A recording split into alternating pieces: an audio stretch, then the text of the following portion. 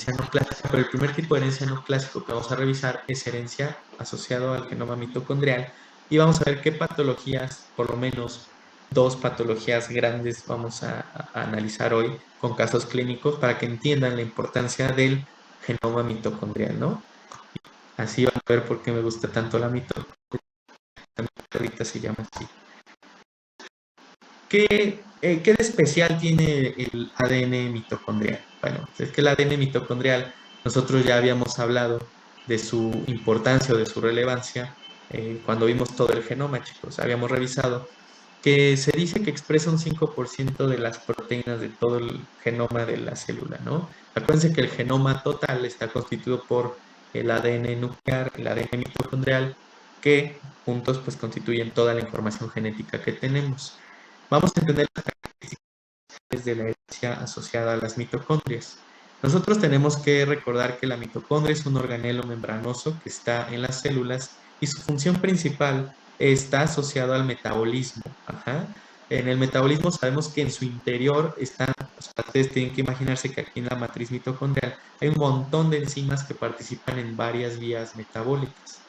De estas vías metabólicas, a ver, ustedes ya llevaron bioquímica, ¿qué vías metabólicas se dan dentro de la mitocondria? A ver, Stephanie Velázquez, dígame una vía que se lleve a cabo en la matriz mitocondrial. ¿Está usted ahí? Sí, doctor. El ciclo de Krebs. Ok, bien, el ciclo de Krebs, ese es uno. ¿Qué otro? La oxidación de los ácidos grasos. Muy bien, perfecto. Muy bien, chicos, ya me están espantando. Dije, ¿cómo es que ya llevan bioquímica? Ok, bien. Esas tres que me dijeron son las más famosas, ¿no? Las que revisan a profundidad en el temario. Y entonces todas las proteínas que están involucradas en cada uno de los pasos de esas vías metabólicas, chicos, están aquí adentro en la matriz mitocondrial. Y si alguien se acuerda de la clase donde los agobié, muchas de las proteínas que se necesitan para hacer la beta oxidación, para hacer el ciclo de Krebs, se codifican dentro de la mitocondria afuera.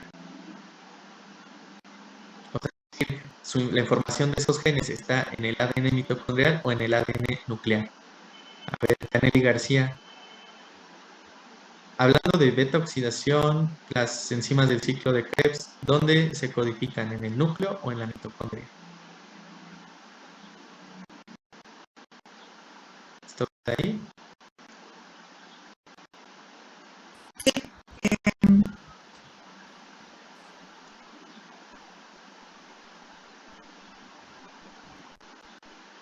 Creo que no la escuchamos. A ver, Jimena Mondragón. En el núcleo. Exacto, y se acuerdan de aquella clase, usted, a ver, Jimena, también que ya está ahí, que se me respondió bien. Si se codifica la mayoría en el núcleo, ¿se acuerdan cómo se transportaban al interior de la mitocondria?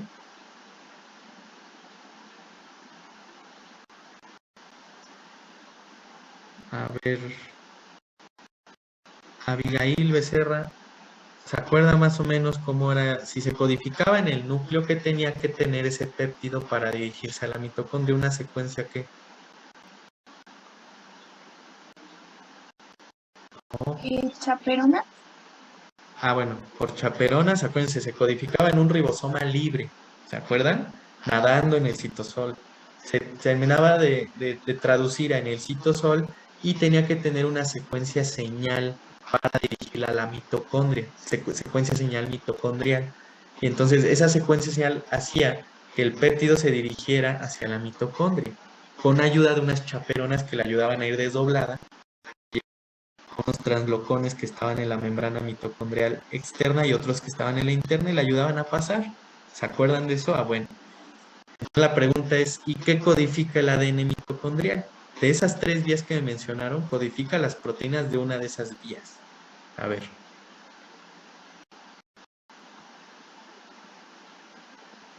A ver. Alan, Jafet. ¿Qué codifica el ADN mitocondrial? ¿Para qué proteínas?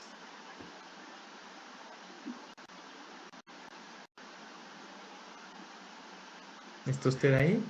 Creo que son los de la fosforilación oxidativa. Sí, exactamente, muy bien. son las proteínas asociadas a la fosforilación oxidativa. Entonces, vamos a ver qué es la fosforilación oxidativa, vamos a recordar un poquito de eso. Pero la mayoría de los complejos, bueno, los complejos de la fosforilación oxidativa están contenidos en el ADN mitocondrial. Entonces, hoy que vamos a ver patologías asociadas a ADN mitocondrial, lo que se van a afectar son esas proteínas de la cadena de fosforilación oxidativa. Y a ver, Karen Yamilet Pantoja, ¿qué es la fosforilación oxidativa? ¿Qué se produce en esa vía? ¿O para qué sirve?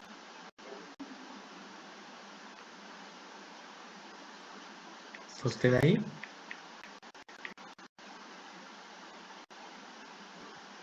Rocío Daniela Sánchez, ¿para qué sirve la cadena de fosforilación oxidativa?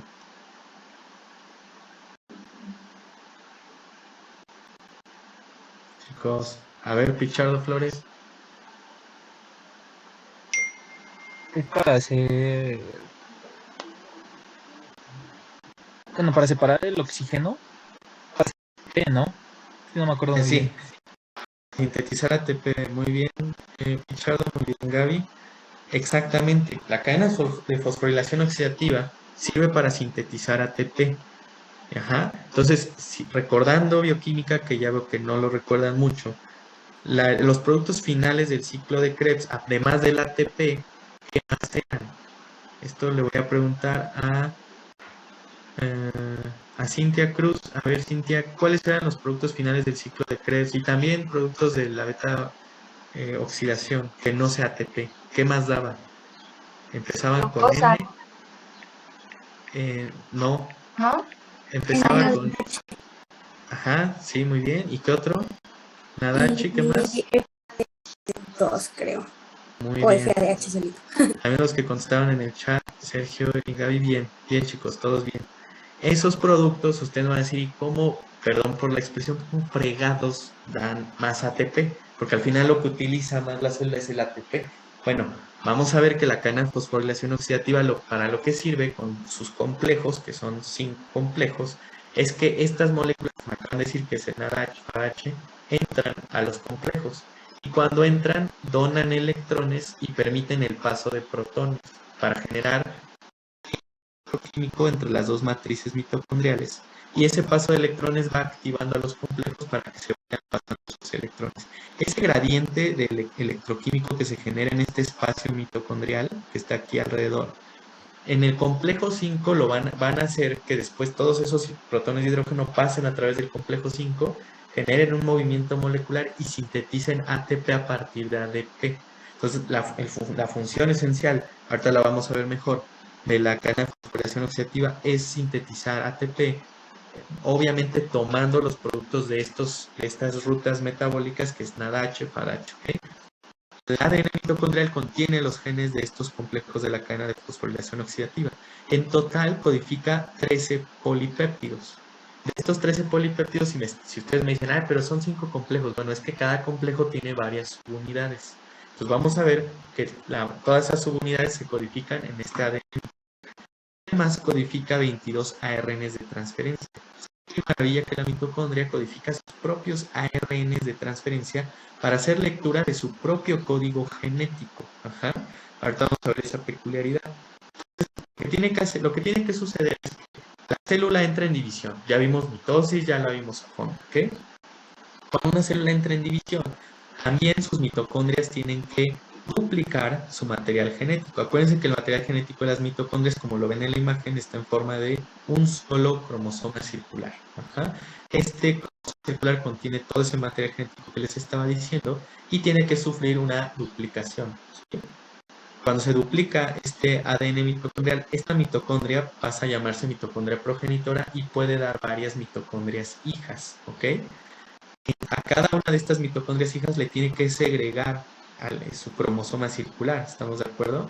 Entonces, esto de la segregación replicativa se refiere específicamente a que vamos a tener una mitocondria progenitora, va a duplicar su ADN circular y lo va a repartir entre las hijas, ¿no? Y cuando se divida la célula, parte de estas, o sea, aquellas mitocondrias que fueron progenitoras y aquellas hijas de manera aleatoria se van a repartir entre una célula y otra, ¿no? ¿Cómo se dividen las mitocondrias? Porque ustedes van a decir, ah, bueno, ya duplicó su material genético, ahora tiene también que partir su membrana como si fuera célula, ¿no? Pero a nivel organelo. Lo hace a través de fisión binaria, es como se ha descrito. Si se dan cuenta, esto se parece mucho a lo que harían algunos microorganismos como bacterias o levaduras, ¿no? Porque precisamente la mitocondria se piensa a nivel evolutivo que viene de una cianobacteria, ¿ok?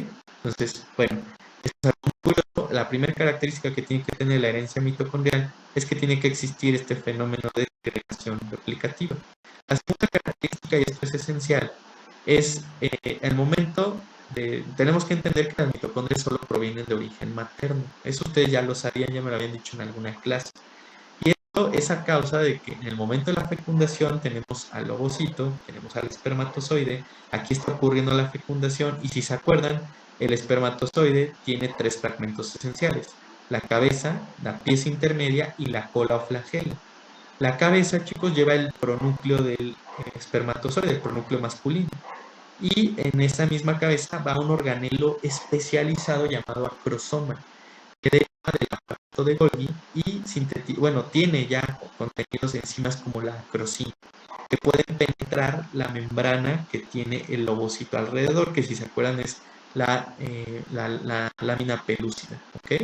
Entonces, estas enzimas que se liberan del acrosoma sirven para poder penetrar esa capa dura y después ya se puedan fusionar la membrana de la cabeza con el ovocito, pero no todo el espermatozoide entra hasta la cabeza y a partir de la pieza intermedia atrás no entra. Ajá, eso no entra al ovocito.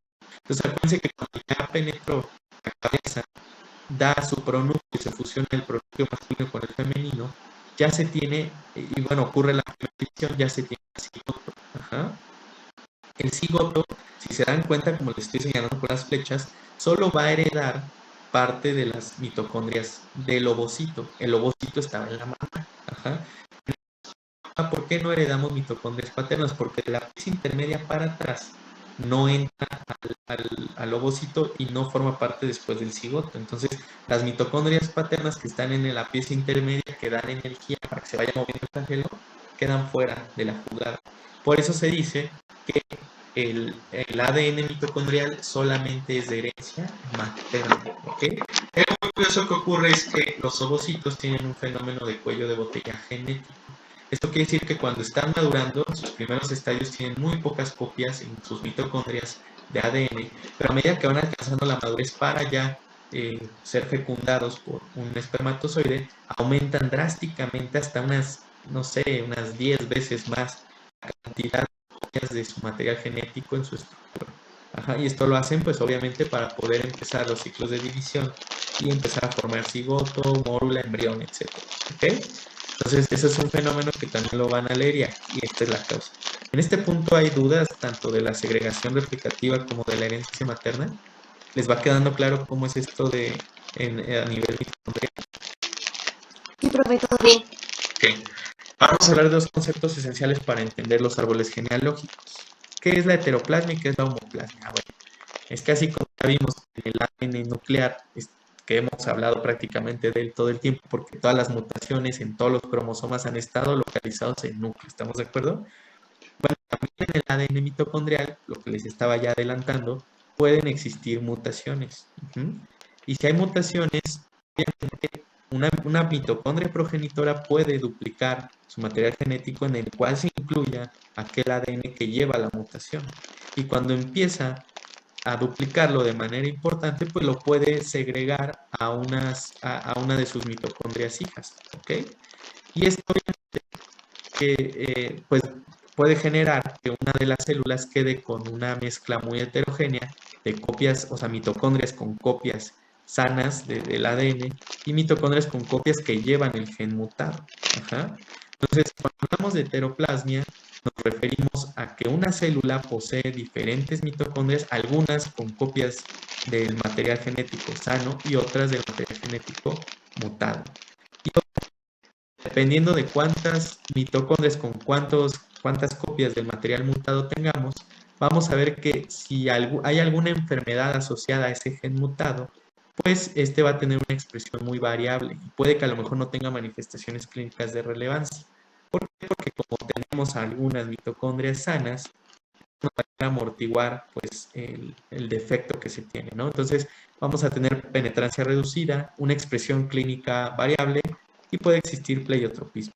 En el caso de la homoplasmia, aquí se dice que lo que predomina es la réplica del material anómalo.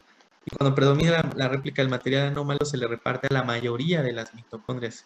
En términos técnicos, sería prácticamente a todas las mitocondrias. Entonces, o sea, en este caso, todas las mitocondrias de esta célula tendrían el gen mutado y teniendo el gen mutado, la célula pues no tendría nada que la amortigue con copias sanas y manifestarían la enfermedad. Entonces, los individuos, ahorita que veamos enfermedades mitocondriales, lo que nos tiene que interesar mucho siempre son los antecedentes en mamá y en toda la línea de mamá, mamá, abuela, etcétera, porque es de herencia materna. Y nos tiene que interesar mucho si manifiesta ya síntomas, pues que este paciente tenga cuestión de homoplasmia o sea heteroplasmia. Eso lo vamos a evaluar posteriormente en los estudios genéticos. Entonces, ¿cuáles son las características esenciales de la herencia asociada a mitocondrias? Entonces, volviendo a retomar un poco de si se quieren imaginar, este es el círculo de ADN que les ejemplificaba atrás, pero aquí estamos ya viendo la localización de algunos genes importantes. Se dan cuenta, todo lo que está en verde claro ayuda a codificar los péptidos o las proteínas asociadas al complejo 1 de la cadena de fosforilación oxidativa, lo que está en azul al complejo 3, los ARN de transferencia que les dije que eran 22, pues están en rojo, los genes del complejo 4 están como en naranja, el del complejo 5, que es la ATP sintetasa, que es la última molécula que nos decía Pichardo, que sintetiza el ATP, está en morado, y algunos genes de ARN ribosómico. Pues, se dan cuenta, el único que no está codificado dentro del ADN mitocondrial es el complejo 2. Ese tendría que pasarse por translocación, ¿ok? Si se dan cuenta también, hay diferencias en los codones, en algunos codones, sobre todo en codones de paro, ¿sí? Y aquí se les pone el ejemplo. Este es el código genético que está en el núcleo, ¿no? Y UGA es un codón de paro en el código genético universal, pero en el código mitocondrial codifica para un ¿okay?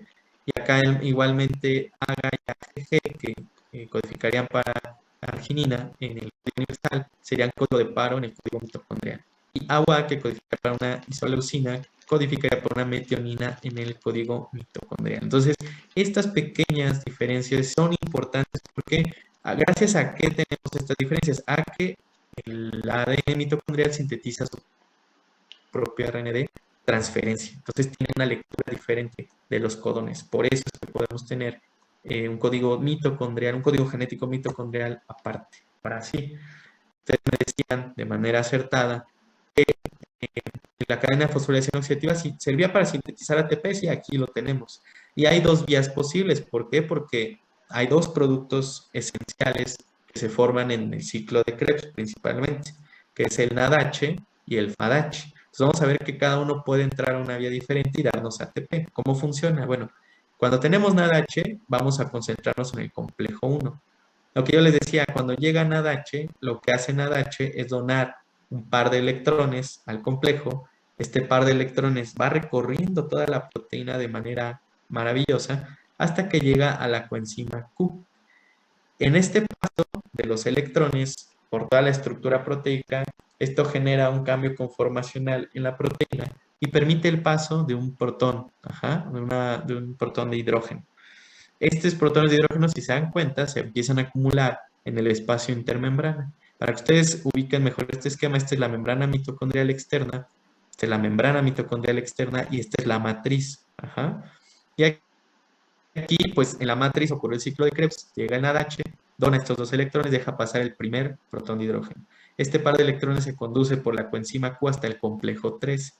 Dense cuenta que no va del complejo 1 al 2, sino va hasta el 3. Y en el 3, el complejo 3 también, por su estructura, se recorren ese par de electrones, generan cambio conformacional, pasa un segundo hidrógeno.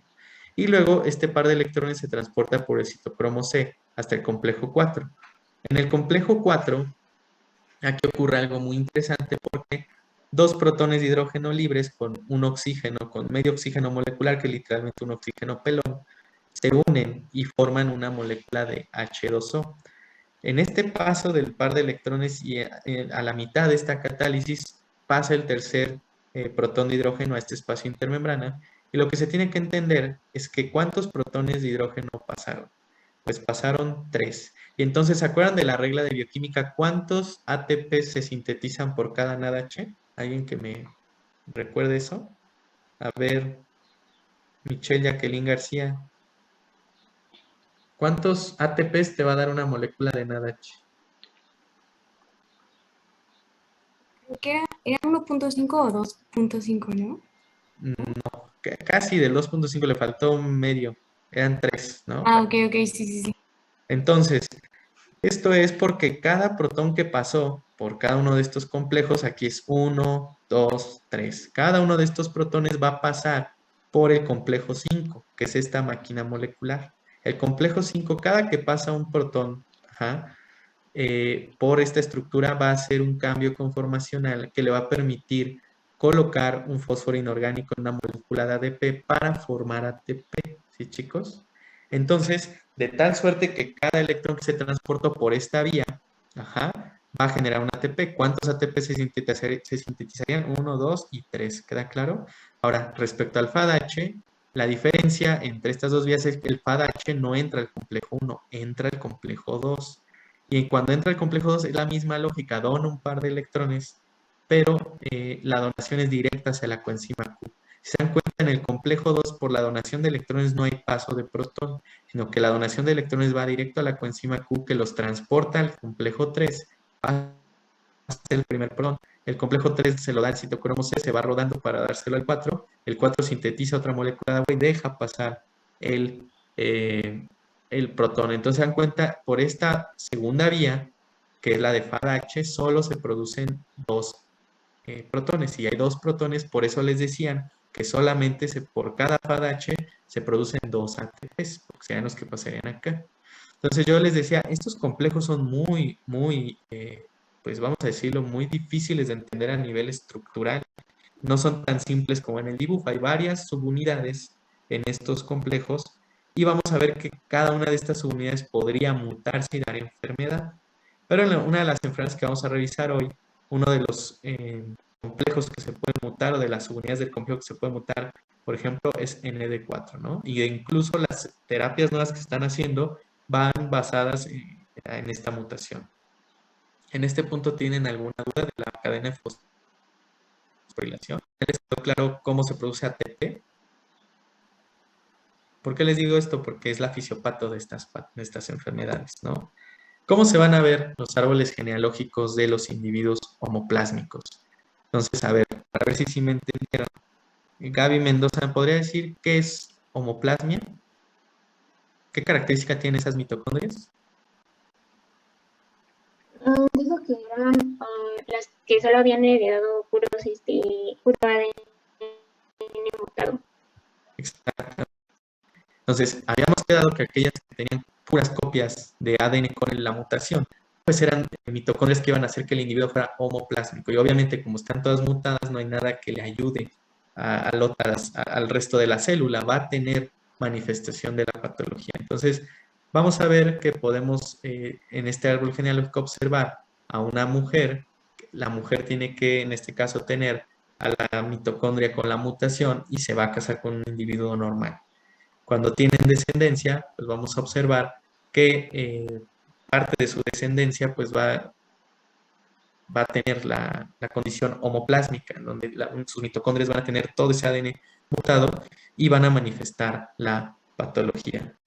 Si estos individuos se casan con otras personas, pues se puede volver a repetir el patrón siempre y cuando sea mujer. Se dan cuenta, de esta pareja, esta primera pareja que tuvieron hijos, toda su descendencia estuvo con la afección. ¿Por qué? Porque como ya habíamos dicho, una de las características de la herencia mitocondrial es que siempre se hereda de la mamá, de las mitocondrias de mamá. Y si mamá tenía la enfermedad, entonces, y en una condición homoplásmica, pues todas las mitocondrias que le va a heredar a su descendencia están mutadas y toda la descendencia tiene la enfermedad. Si se dan cuenta, en este mismo árbol, los varones, cuando ya se casaban con otras mujeres sin enfermedad, no heredan la enfermedad. ¿Por qué? Porque en este caso la mamá que va a heredar las mitocondrias está sana, ¿ok?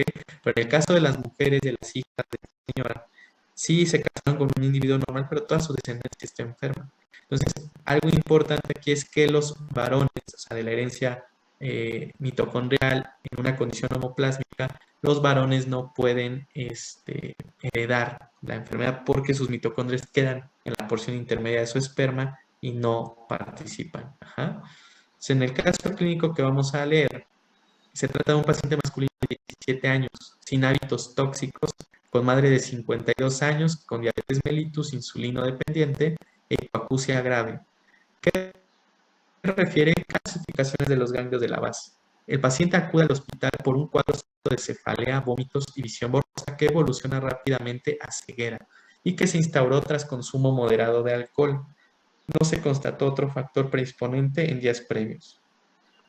En la exploración física, presentaba fiebre de 38.5 grados, presión arterial de 140/80, la auscultación cardiopulmonar, la exploración abdominal normales. En la exploración neurológica, el paciente se encontraba consciente, orientado, con lenguaje conservado, movilidad de las extremidades en forma asimétrica, con fuerza y sensibilidad conservadas.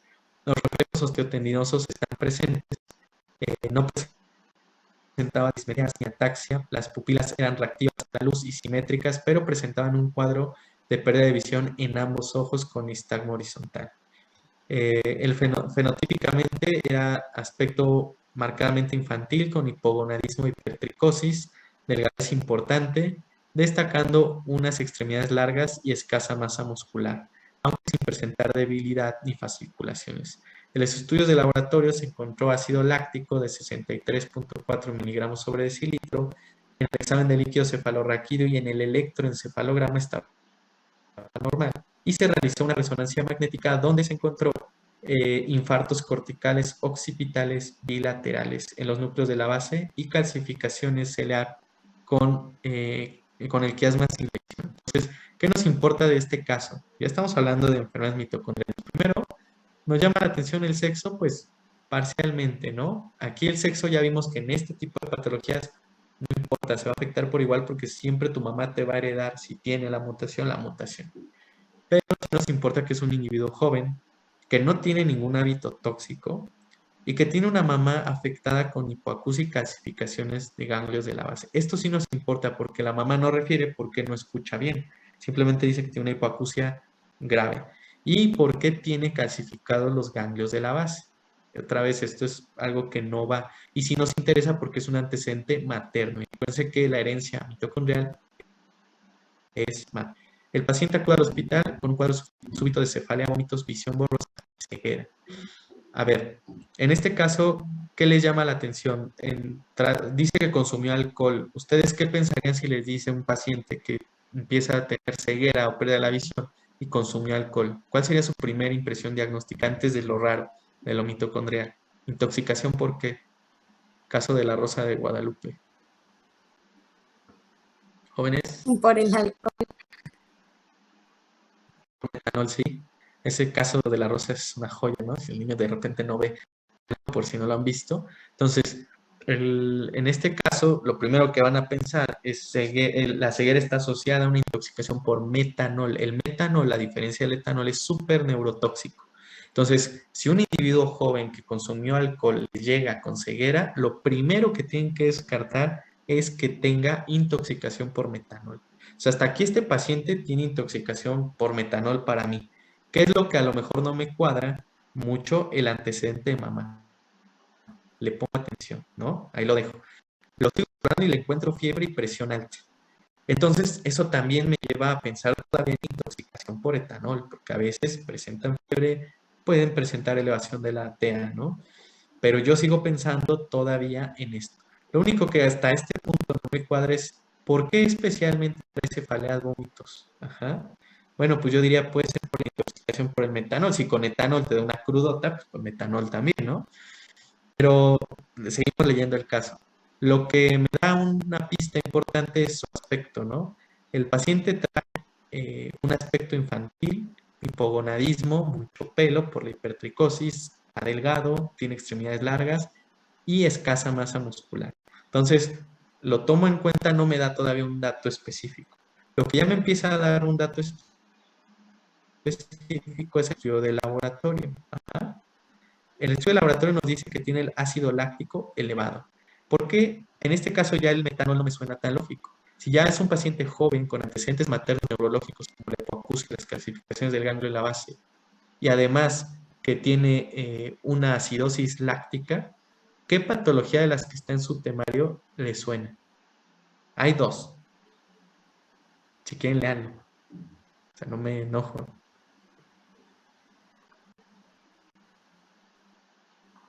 A ver, que me diga, le voy a preguntar, porque ustedes no están participando. A ver, Geraldine, por favor, díganos las dos patologías que vienen en su programa para que usted haga la sospecha del diagnóstico. ¿Está usted ahí? Sí, aquí estoy. A ver, ¿qué patologías vienen en su temario? Hay dos patologías que tenemos que revisar mitocondriales. Una es más difícil, es todo este cuadro, que por eso se los puse primero, la otra es más fácil de diagnosticar, entre comillas.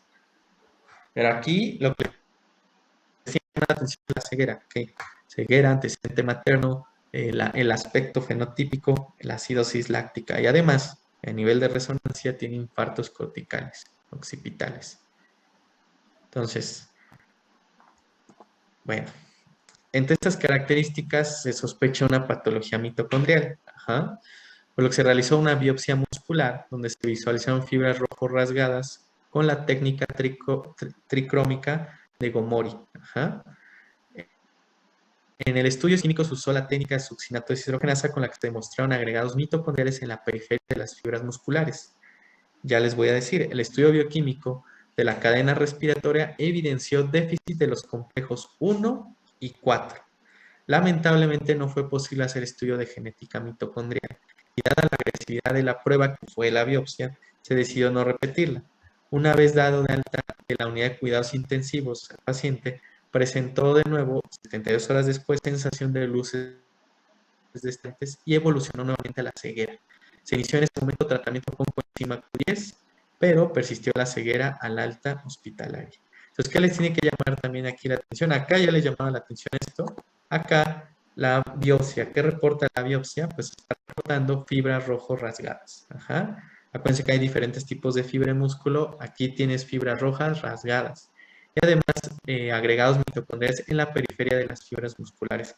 Se diagnosticó ya la deficiencia del complejo 4 y el paciente volvió a recuperar la vista y la vuelve a perder 73 horas después y se la trata con coenzima Q, que si nos regresamos a la fisio, esta sería la coenzima Q.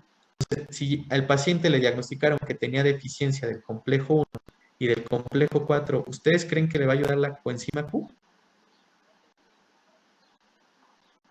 A ver, si les pregunto es porque al azar, no tengo nada con nadie.